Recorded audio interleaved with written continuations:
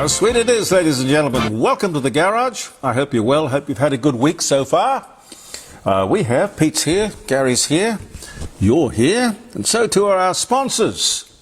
Our sponsors are fine South Australian-owned company, Rossdale Homes, with their experience, reputation and their fixed-price contract for which they are quite famous. It makes building your first home or your dream home an absolute pleasure. rossdalehomes.com.au. Have a little look. Live Golf. I've never gotten into golf. I don't quite know why. I've never had the time, I suppose. Great way to ruin a good walk. Why? Why? Live Golf. Launched with much fanfare in 2022. Billions of dollars. Very high-profile champion. Stars of the golfing world. All signed up. All backed by the sovereign wealth fund of Saudi Arabia. What happened? Don't know. I don't know. Don't really care. But what of our beautiful North Adelaide golf course here in South Australia with the 6,000 trees? It varies, depends on who you talk to. I can't quite get an accurate number on the trees that they want to cut down. But are they still going to be chopped down?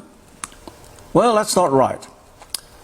At the behest of Live Golf, they wanted them out, but now, well, let's stop this. Live Golf were in a position to call the shots, not now. Word is that Saudi Arabia wants out. Well, it has lost. That is the Live Golf caravan. What do you call it? Tournament. A tournament. That's the time, I'd call it. Anyway, it's lost an awful lot of money. But let's not lose those beautiful trees for nothing, please. Maybe. That's the sort of thing I'd go out and demonstrate on or about. Did you see a few days ago a couple of lesbians? Well, it was a group actually. It's called the Lesbian Action Group. They had a significant win in their fight for the right to ban transgender people. Well, from their functions anyway. That is, biological men dressed as women.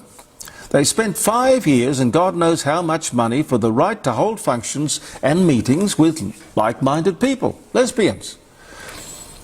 Doesn't the legal system have something better to do with their time? 5 years, backwards and forwards. A group simply wants to feel comfortable when it meets. The whole discrimination thing, if you ask me, God, I don't understand it. People discriminate all the time. It's called choice. It's funny how language gets hijacked. When I was growing up, being a discriminating person was a good thing. You were discerning. You were exercising your discretion when choosing. And yes, I suppose, prejudice was involved. We all have preferences which discriminate against something or someone, so bloody what? For the amount of money that the other side, that's the transgender people, spent to fight this case, just to be let in the door, they could have formed their own organisation and even built a fine clubhouse. But it's not over yet, because the Lesbian Action Group has only won the right to appeal. Hasn't won the fight, just the right to appeal against the judgment. So away it goes again. Goodness me. There's a new government website, even an app. It's called Money Smart. I wonder why the government doesn't go to that website and have a good look at its own advice. I wonder why not. Because it certainly doesn't occur to me that this government is particularly money smart at the moment. This government just doesn't seem to get it. With the budget just weeks away, they'd better start getting it. Bowen has said time and time again renewables would provide us with cheap electricity. It hasn't. We have the most expensive electricity.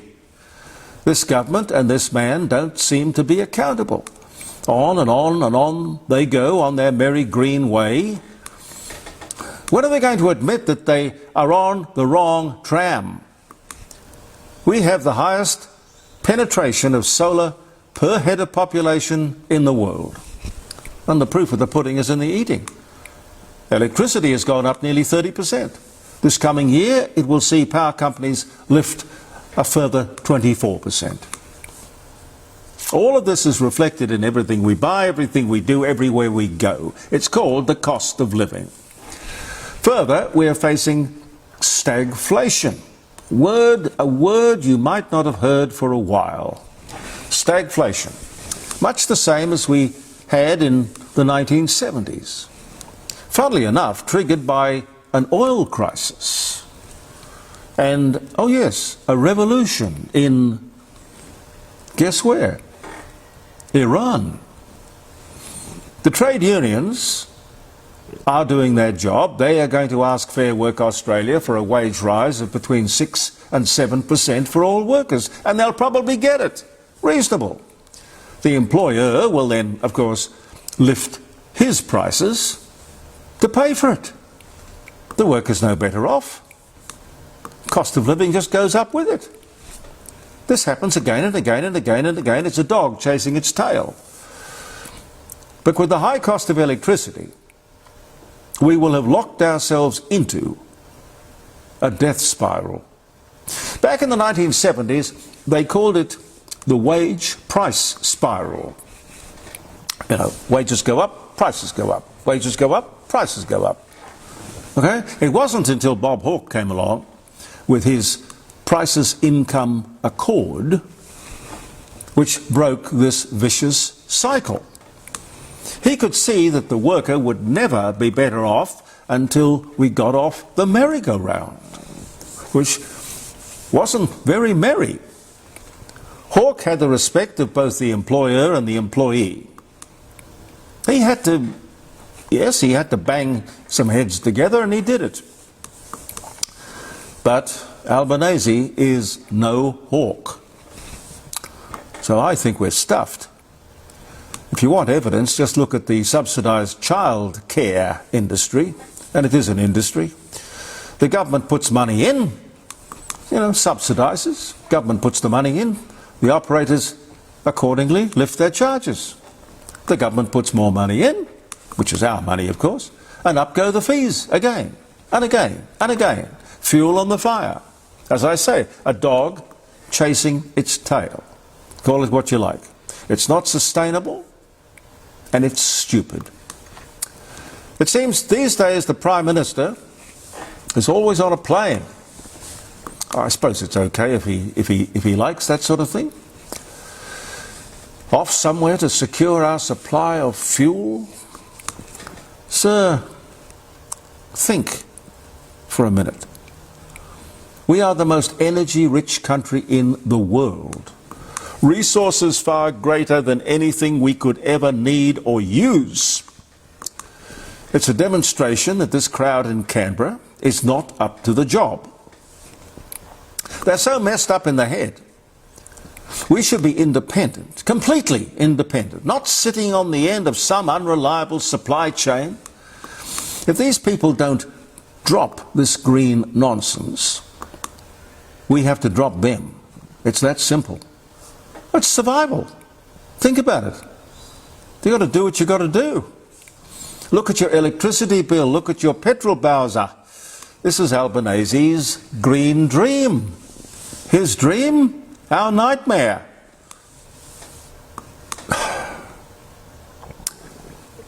Now that the government has been close up to all of this, they can see how important, how vital fuel is to our economy and prosperity.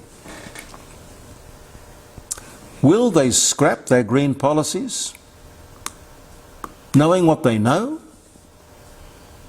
That's the question. Will they? The United Nations is, and I've said this before, it's no secret, I'm sure anybody would tell you the same thing. The United Nations is truly a waste of time, money and space. Antonio Guterres, General Secretary, God knows what he's paid, comes out on Wednesday, after all this time, not a word from him, but Wednesday he comes out to tell us this war with Iran must stop. Like he's got the power with just a few words to do That? Nah. This sudden appearance no doubt was provoked by a gathering of the world leaders, including Anthony Albanese, to discuss the Iran-American war and what nations of the world will do after the war to keep the Strait of Hormuz open and therefore world trade continuing. Exactly, of course, what the United Nations is there for in the first place, and paid handsomely to do it. Antonio Guterres must, after that meeting of world leaders that did not include him, must be feeling a bit insecure, eh, Antonio? He wasn't invited. When you look at the sums, the nations of the world cough up $3.45 billion a year to keep the United Nations going. What a fraud and what a waste of money. The United Nations is woke and will soon, of course, be broke. People will see that this is not a useful purpose to put public money to. They were established a bit like the League of Nations to prevent war, mediate, settle arguments. Today it's just another step towards the socialist dream of world government. Now, a word of warning. I see this looming. It's not too big on the horizon yet, but it's there. The farmers of Victoria, New South Wales and South Australia, and you know how we depend on our farmers. They're headed for a full-on confrontation with these green idiots. Just look at Victoria. Vic Grid, it's called. I don't know how long that's been there, don't know who runs it, how much it costs. Vic Grid. It's all green nonsense. Vic Grid and the equivalent government bodies in each of the other states, with law on their side, will demand access to farms and rural properties all over the country. They want a survey for the erection of these giant pylons, these 87 to 100 metre towers. Huge high-tension cables that will string across this beautiful, productive countryside of ours. Ugly, ugly, ugly. Well, the farmers won't have a bar of it, and I don't blame them one bit. Some of these farmers have been on their land for 7 generations. Some are soldier settlers, our past war heroes. Not that we seem to give a fig about war heroes anymore. All farmers will, I believe, passionately fight this invasion. The threat is, try to stop us coming on your property. With the full force of the law, it is an $800 fine. A second offence, $8,000 fine. Now these people, these greenies, they're saving the world and destroying the country. It's insane. God bless the farmers. God bless you all. Every day, up at 4 o'clock in the morning, and God knows when you get to bed. Jeff Kennett, the former Premier of Victoria and an ex-serviceman, a conscript at the time of the Vietnam War, I believe, he wrote a very, very good article in the Herald Sun last week, I think it was Thursday of last week, on the subject of Ben Robert Smith VC. He argues that what has happened to that man is disgraceful.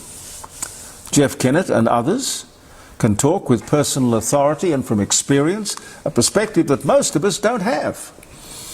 I sense that there is a generation of Australians for whom the likes of Ben Robert Smith are very special people, very special. Whether or not there will be public demonstrations of support, I don't know.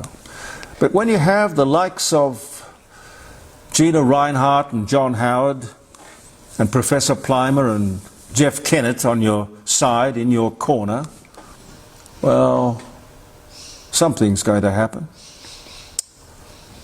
Better do the dates, Pete. Alrighty, happy birthday. I'm amazed, this lovely little Royal typewriter. Still works beautifully. After all these years, God knows how old it is. Anyway, April the 23rd. Happy birthday, happy wedding anniversary. According to Isaac Newton, Sir Isaac Newton, Jesus Christ was crucified on this day in the year 34.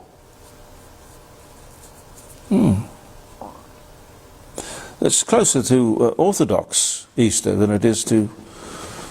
That's coming up shortly, isn't it? I think Orthodox Easter's gone, but it's closer to it. Yeah. Closer. 1900, the first known occurrence of the word hillbilly. Yeah! Who the hell would record that, Owen? It was in the New York Journal on this day in 1900. Yep. YouTube co-founder Jurid Karim uploads the first video to YouTube.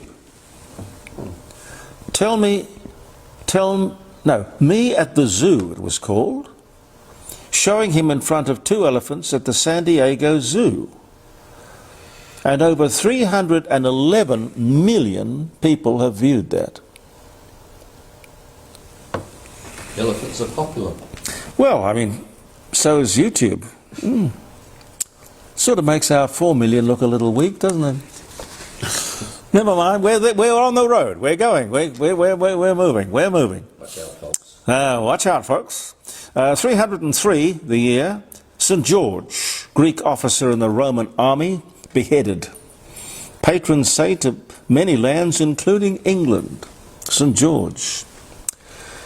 303, the year. There it is. Yeah, that's right, the Cross of St. George.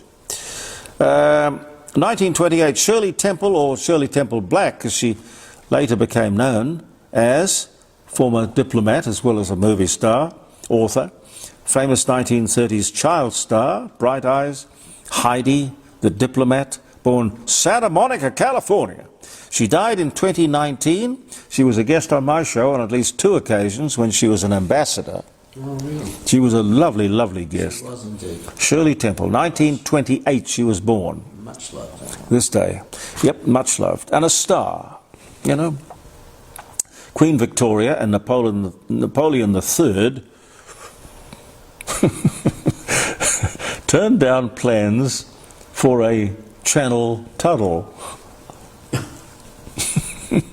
1867. Neither one wanted to get up close and personal. No. You just stay off. Ah, dear, oh dear. Imagine all that horse poo in the tunnel. Yeah, indeed. 1996. P.L. Travers. P.L. Travers. Do you know what she's famous for? I have no idea. P.L. Travers, the Australian English writer who created Mary Poppins. She dies at 96 on this day in 1996. Roy Orbison, the Big O. Roy the Boy, American rock singer, songwriter, pretty woman, only the lonely, travelling Wilburys, handle with care. Born in Vernon, Texas. He died in 1988, taken too young. He was born on this day in 1936. Died in 1988. William Shakespeare, the English poet and playwright, Romeo and Juliet, Macbeth, Hamlet, so many others. Born in Stratford-upon-Avon, England. He dies on this day in 1616. 1932, the Shakespeare Memorial Theatre opens at Stratford-on-Avon, England, on his birthday that year, 1932. Bad day in history for booze. Or drinks. Bad day in history for drinks. 1985, New Coke to booze. What a successful decision that was. Coca-Cola announces it's changed its secret formula. Changed back fairly quickly, though. They did get the message. 1989, wine merchant William Socklin breaks a bottle of 1787 Chateau Margaux, possibly belonging to Thomas Jefferson, worth $500,000 at the Four Seasons restaurant in New York. I think, whoops, would have been an understatement, wouldn't it? Golly. No. Harold Arlen, American popular singer, well, he didn't sing so much as compose. Over the Rainbow, It's Only a Paper Moon, Stormy Weather, dies of cancer at 81 on this day in 1986. Duke Wilhelm IV of Bavaria endorses the German beer purity law and adds to it standards for the sale of beer in Bavaria, ensuring that beer is only brewed from 3 ingredients: water, barley and hops.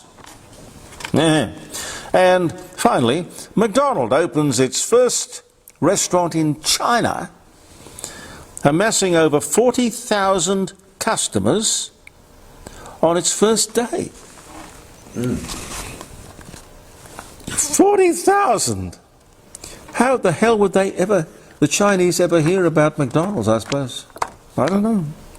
The year was Go in Tiananmen Square. Don't bring that up. That was 1992, the year. Now, I hope you can join us tomorrow. We've got lots of guests, lots of fun and games. We will behave badly, probably. I have to apologise for last week when we were trying to play some music on the piano, Pete, and we couldn't get the microphone right.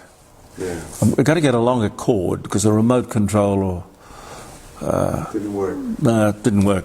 But we're just a little. We're building this as we're flying it. It's good. It's good. See you tomorrow at 9 o'clock in the morning, 9 to 12. JeremyCordeaux.com, and you can call us on 0491 65 68 60. When again, Rossdale Holmes will present the Court of Public Opinion from around the dining room table. Believe in yourself and thank you for viewing. Bye for now.